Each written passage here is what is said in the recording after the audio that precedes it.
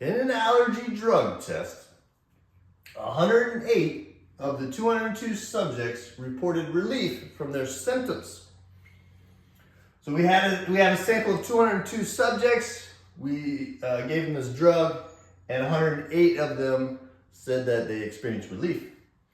At the 1% significance level, test the claim that more than half of all subjects taking this drug experienced relief. So the first thing to do here, we're going to use the traditional method. The first thing is to set up the null hypothesis and the alternative hypothesis.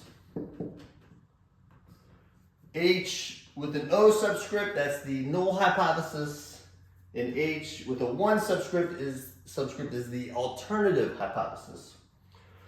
Now you need to be able to determine what we're dealing with. We're dealing with proportion, so we're going to be using P that we're going to be testing the claim on. The claim that we're testing is more than half, more than 50%. The null hypothesis always has an equal sign, so the more than is going to be the alternative. You're going to have a greater than sign on the alternative. So we're testing the claim that the proportion is more than 50%. I'm going to write 50% as a decimal, 0.5. And the null hypothesis is going to be equal to 50%. So I'm testing these claims against each other, either that it's equal to 50% or more than 50%. The next step is to figure out the critical region.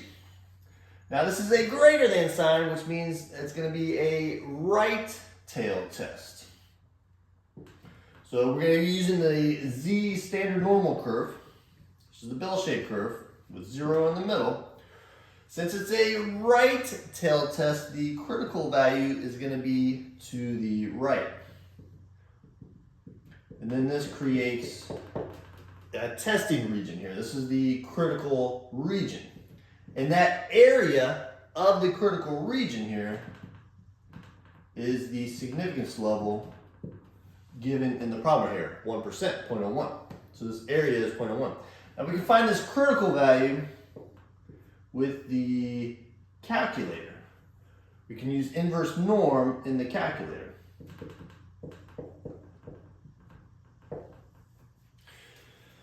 The graphing calculator. So you want to go to DISTR, which is right above the var. So I have to hit second vars to get to it. And then inverse norm is number 3 on my list. I'm going to go down to number 3 and push enter.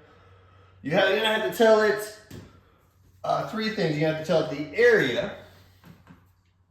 Some calculators you only can tell it the left area. So the left area, since the whole area is 1 under the curve, the left area to the left of the critical value would be 1 minus the significance level, which would be 0.99. So you can tell it the left area, 0.99, and the mean and standard deviation of the standard normal. Let's plug this into the calculator, see what we get. And we get 2.33.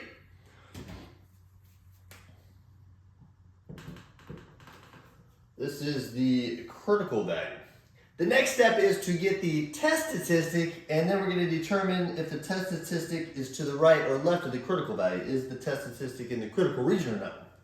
And we can find the test statistic also with the calculator. You can hit the stat button on the calculator and then go over to tests. So if you hit stat, which is right here, and then I'm going to push over to where it says tests at the top, and you want to go down to where it says 1 prop Z test, which is number 5 on my list.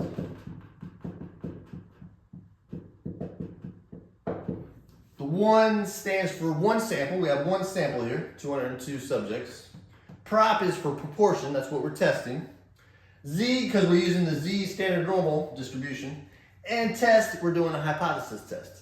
Now, if you push enter on this, it's going to ask for the null hypothesis, the X, the sample size, and the alternative hypothesis.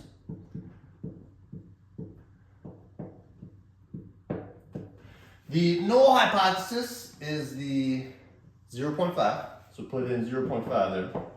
The X is the number of people experiencing relief. That's going to be the 108. And N is the sample size, 202.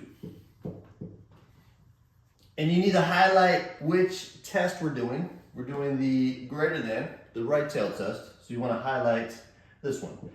Now, if you plug all that in and push enter, that is going to give us the test statistic. All right, let's go to number 5 here on the list. Let's plug in 0.5, 108, 202, and highlight the greater than. Then you hit calculate.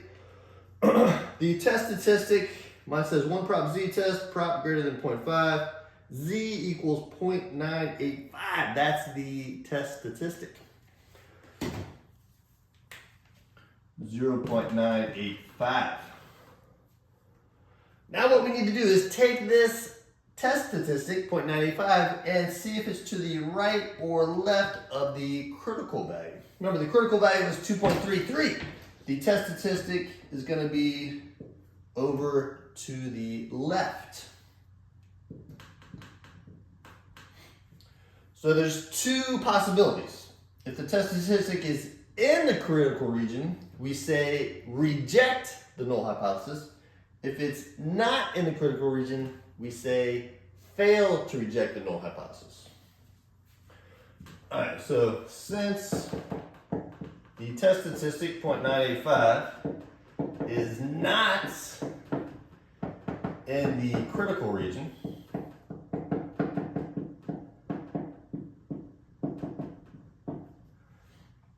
we fail to reject the null hypothesis. That's our conclusion.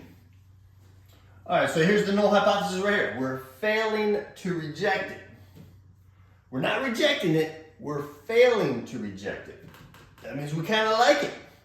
That means we don't like this one. We're failing to reject this one, and we don't like the alternative. So remember, we're testing the claim that more than half are experiencing relief, and we don't like that.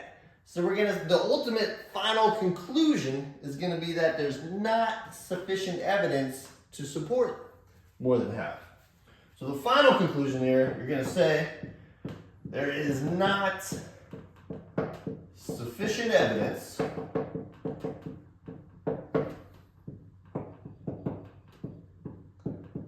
to support that more than half are experiencing relief here.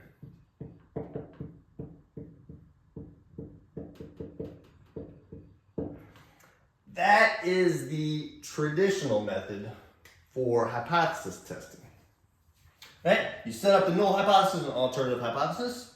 You set up the critical region, figure out what the critical value is based off the significance level, the area of the critical region. Then we calculate the test statistic.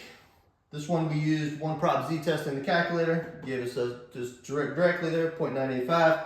It is not in the critical region, so that is fail to reject HM. So we fail to reject this. So we don't like the alternative, which is the claim presented in the problem. Our final conclusion needs to be about the claim, the original claim in the problem. And we didn't like it, so we say there is not sufficient evidence to support it. There you go.